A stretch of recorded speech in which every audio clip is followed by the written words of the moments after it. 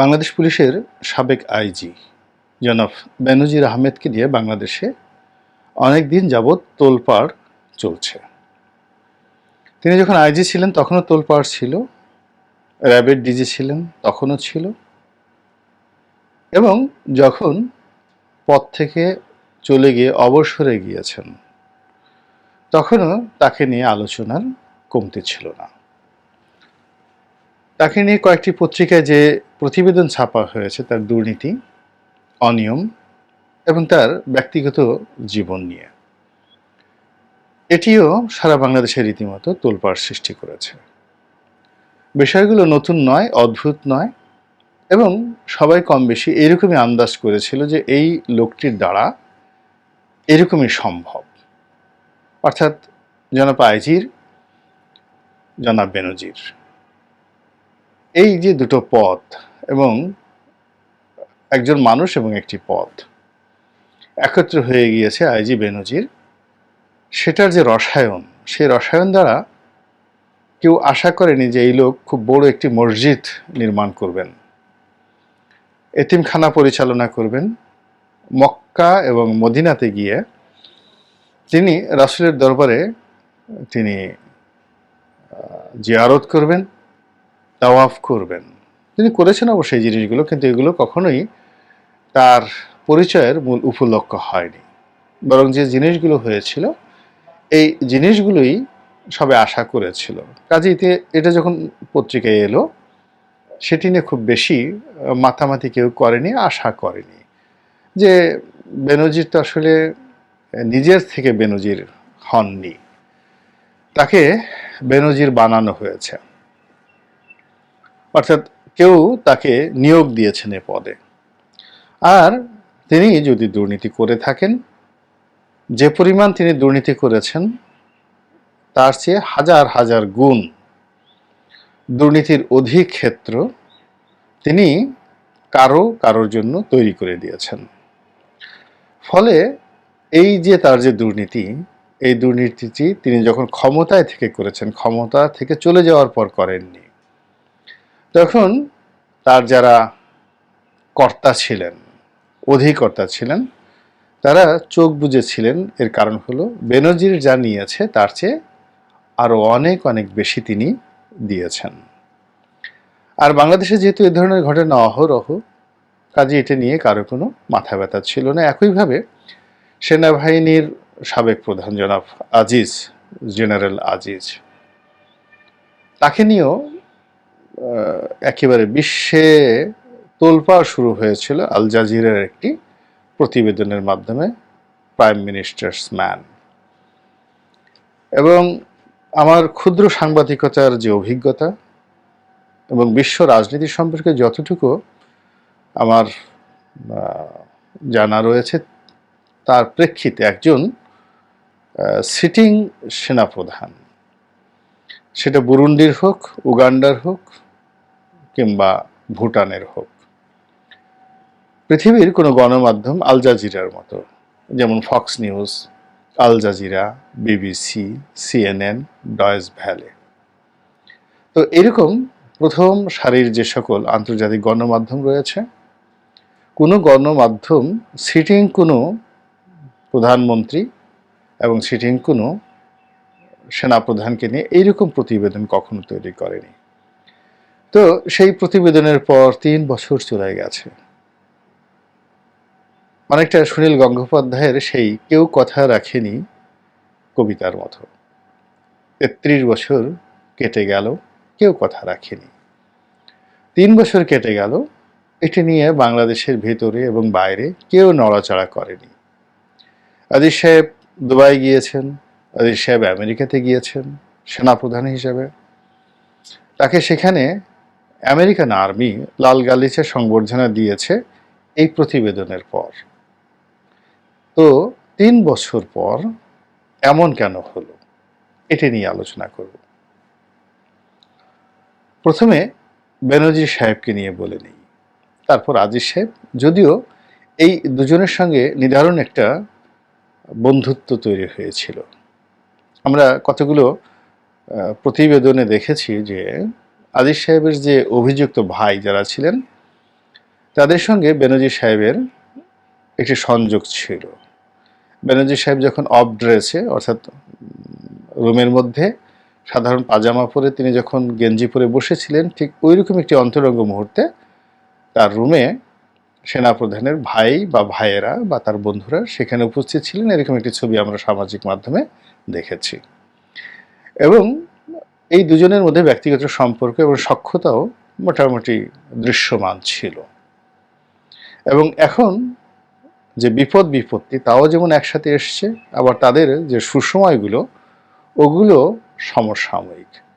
ফলে জনাব আজিজ এবং জনাব বেনজির এই দুজনের কপাল একেবারে একসঙ্গে, মানে কপাল ঘষাঘষি করলে যেভাবে একজনের কপালের সঙ্গে আর একজনের কপালের সম্মিলন ঘটে, একজনের সৌভাগ্যগুলো আর একজনের সৌভাগ্যে চলে যায়, একজনের দুর্ভাগ্যগুলো আর একজনের দুর্ভাগ্যে চলে যায়, ঠিক এইরকম আমাদের বাংলাদেশে আজিজ এবং বেনজির একেবারে যেন মানিক জৌ, হরিহর আত্মা। ভালো হোক মন্দ হোক, অনাগত দিনে কি হবে আমরা জানি না। খবর হলো বেনজিরের যে সহায় সম্পত্তি এগুলো ক্রয় করা হয়েছে। তিনি একটি পয়সা ব্যাংক থেকে তুলতে পারবেন না, এবং তার যে সহায় সম্পত্তি রয়েছে এগুলোতে তিনি থাকতে পারবেন না। তার সেই সুখের প্রাসাদটি প্রায় 10,000 স্কোয়ার ফিটের বর্গফুটের গুলশানে তার যে মহামূল্যবান একটি অ্যাপার্টমেন্ট রয়েছে, যেটি তিনি হাতিল কোম্পানি থেকে বহু কোটি টাকা খরচ করে এটি তিনি সাজসজ্জা করেছিলেন। তো সেই বাসাতে তিনি হয়তো থাকতে পারবেন না। তিনি যে ভূমি ক্রয় করেছেন সেগুলোতে তিনি যেতে পারবেন না। তিনি যে রিসোর্ট তৈরি করেছেন সেখানেও তিনি যেতে পারবেন না। এখনো পর্যন্ত যদি হাইকোর্ট যে রায়, যদি হাইকোর্ট তার পক্ষে রায় দেয় সেটা ভিন্ন একটা কথা। তো এরকম এটা মনে হচ্ছে একটা বজ্রপাতের মতো, নিদারুণ একটি বজ্রপাত। এটি আমরা বাংলাদেশে কেউ আশা করিনি। তো যার কারণে কি হচ্ছে, আমাদের যে অতীত অভিজ্ঞতা, সেই অতীত অভিজ্ঞতার কারণে মনে হচ্ছে যে সম্ভবত তিনি উচ্চতর আদালত থেকে রিলিফ পেতে পারেন, বা এটি একটি আইওয়াশ হতে পারে, বা তলে তলে অনেক কিছু হচ্ছে, বা প্রকাশ্যে আমেরিকাকে দেখানোর জন্য, দেশবাসীকে দেখানোর জন্য এরকম কোনো ঘটনা ঘটতে পারে। কিন্তু ঘটনা যাই হোক না কেন, আজিজ সাহেব এবং বেনজির সাহেব এ দুজনের যতটুকু বেইজ্জতি হওয়ার, পুরো বেইজ্জতি তারা হয়ে গিয়েছেন। এখন তাদের যে জীবিত থাকা, এই জীবিত থাকার চেয়ে আল্লাহ রাব্বুল আলামিন যদি তাদেরকে মৃত্যু দিতেন, সেই মৃত্যুটি তাদের জন্য এবং তাদের পরিবারের জন্য, পরিজনের জন্য তুলনামূলকভাবে সম্মানজনক ছিল এবং স্বস্তিদায়ক ছিল। এক। 2 নম্বর হলো যে এই দুজন লোকের যারা পরবর্তী বংশধর, ছেলে মেয়ে নাতি পুতি, ওনারাও তাদের এই যে দুর্নামি এবং বদনামি, তারা যদি একেবারে উচ্চতর আদালত থেকে নির্দোষ প্রমাণিত হন, তবুও এই সন্দেহ, এই অপবাদ তাদেরকে তাড়া করবে। 300 বছর, 400 বছর, 500 বছর পরেও এই জিনিসগুলো কিন্তু বন্ধ হবে না, কখনোই বন্ধ হবে না। তো সর্বনাশ যা হবার তা তাদের হয়ে গিয়েছে। এখন প্রশ্ন হলো, এই জিনিসগুলো এই মুহূর্তে আওয়ামী লীগ কেন করল? তাদেরকে এই জিনিসগুলো করার খুব বেশি দরকার ছিল? অথবা কেন এই সময়টিতে আওয়ামী লীগ তাদেরকে বুকে জড়িয়ে ধরল না? এর কারণ হলো, এই দুজন লোক যখন ক্ষমতায় ছিলেন, তারা ঠিক সেই সময়টাতে, তিনি যখন মেট্রোপলিটন কমিশনার ছিলেন, ঠিক তখনই তো বোধহয় 2014 সালে নির্বাচন হলো। তো তিনি সর্বোচ্চ পুলিশ বাহিনীকে সবাইকে নিয়ে তিনি কিন্তু সরকারের পক্ষে কাজ করেছেন। আর 2018 সনের যে নির্বাচন, সেখানে জেনারেল আজিজের যে ভূমিকা, অসামান্য ভূমিকা, পুরো সেনাবাহিনীটিকে নিউট্রালাইজ করে মাঠে পাঠিয়ে একটা আইওয়াশ করে পুরো সেনাবাহিনীকে ছোট ছোট ব্যারাক, অর্থাৎ তারা যে দায়িত্ব পালন করতে গিয়েছিলেন সেখানে তাদেরকে বসিয়ে রেখে পুরো নির্বাচন কর্মটির যে শৃঙ্খলা রক্ষা, এটি সেনাবাহিনী তখন পুলিশের হাতে ছেড়ে দিয়েছিল। অথচ যেদিন সেনাবাহিনী মাঠে গিয়েছিল সেদিন কিন্তু সারা বাংলাদেশে একটা আনন্দের বন্যা বয়ে গিয়েছিল।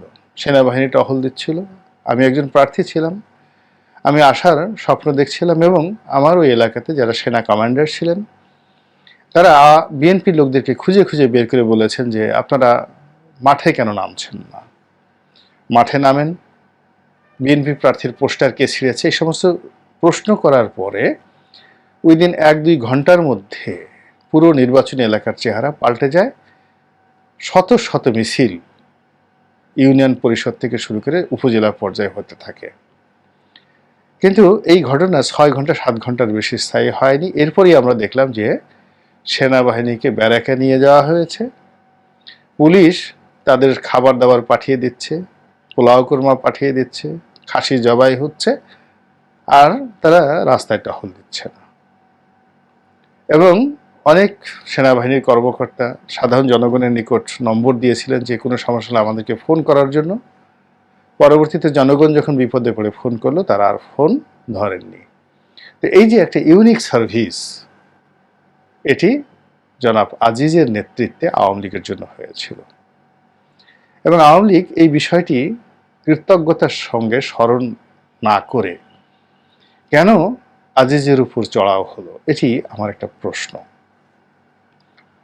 দ্বিতীয় যে বিষয়টি সেটি হলো যে জেনারেল আজিজ যখন সেনাবাহিনী থেকে অবসর গ্রহণ করলেন তখন তিনি প্রাণান্ত চেষ্টা করেছিলেন যে নির্বাচিত হওয়ার জন্য, এমপি হওয়ার জন্য।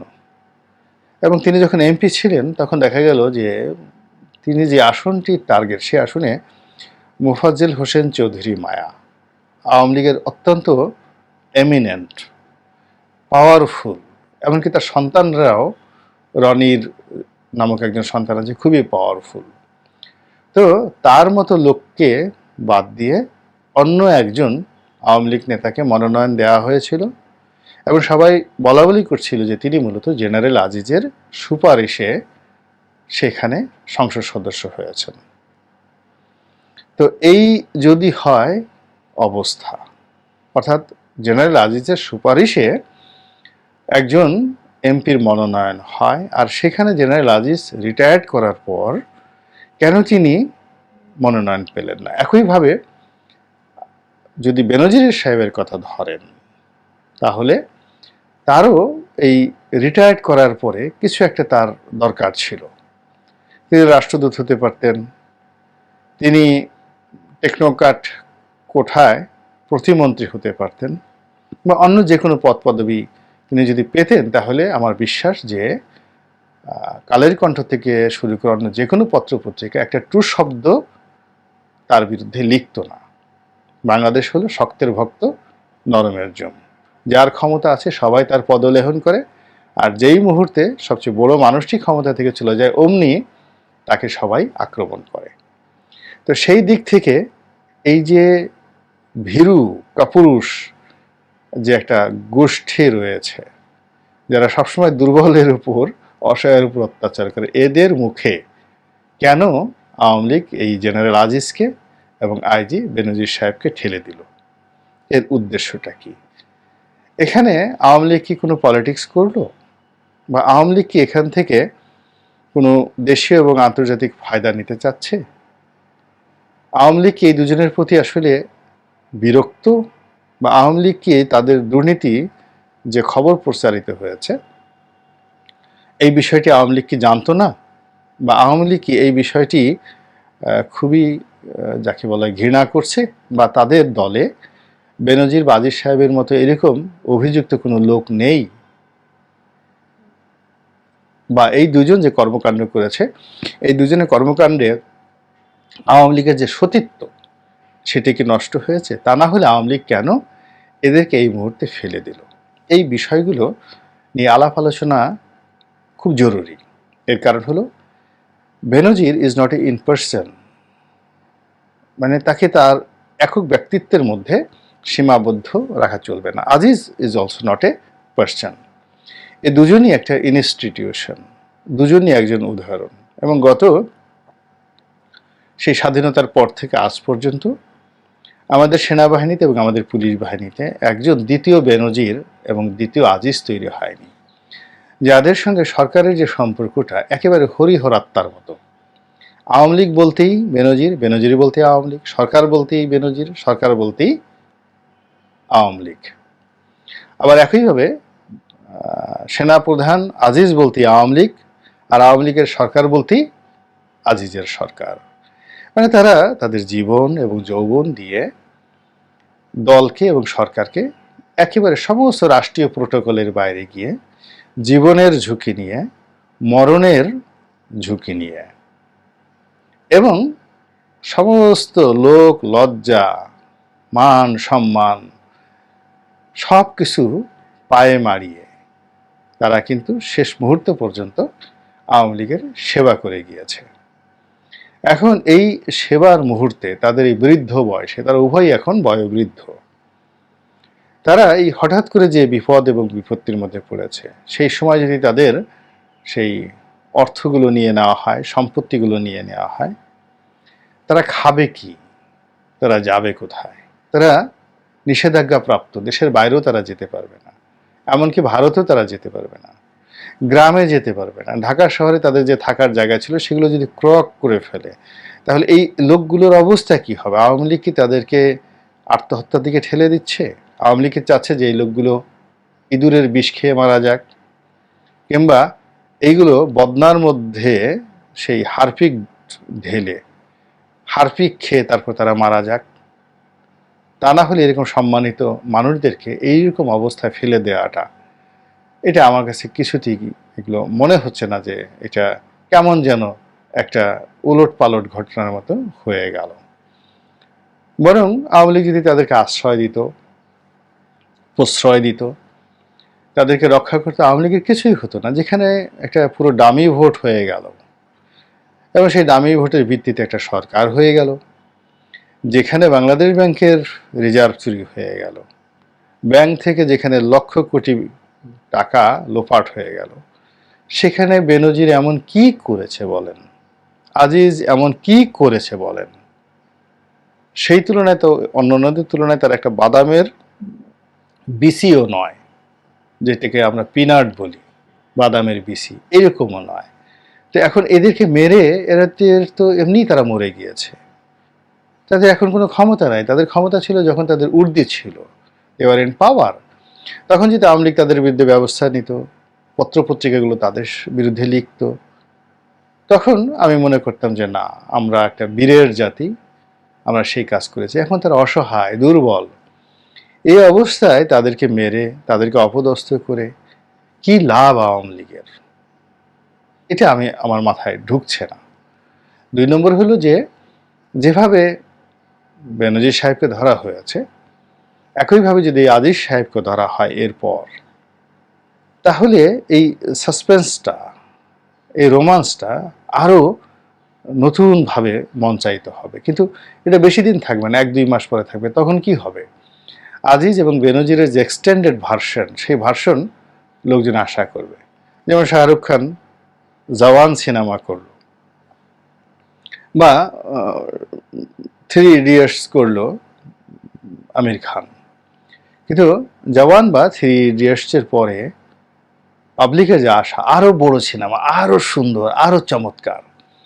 তো তদ্রূপ এখন বেনজির সাহেবকে দিয়ে বা আজিজ সাহেবকে দিয়ে যে নাটক, যে সাসপেন্স, যে ড্রামা, যে সিনেমা, যে থ্রিল, যা কিছুই বলেন না কেন, বা যে ন্যায় বিচার, যে সুশাসন, কিংবা যে ন্যায়পরায়ণতার যে দৃষ্টান্ত স্থাপন করার চেষ্টা চলছে, এটি কয়েকদিন পর থেমে যাবে। তখন জনগণ বলবে যে বেনজির বাবাকে ধরো, মানে বেনজির যে অপরাধ করেছে তার গডফাদারকে ধরো, আজিজ সাহেব যে অন্যায় করেছে তার গডফাদারকে ধরো, তার গড মাদারকে ধরো, তার গড সিস্টারকে ধরো, তার গড সানকে ধরো, পুত্রকে ধরো। এরকম মানুষের আকাঙ্ক্ষা বাড়তেই থাকবে।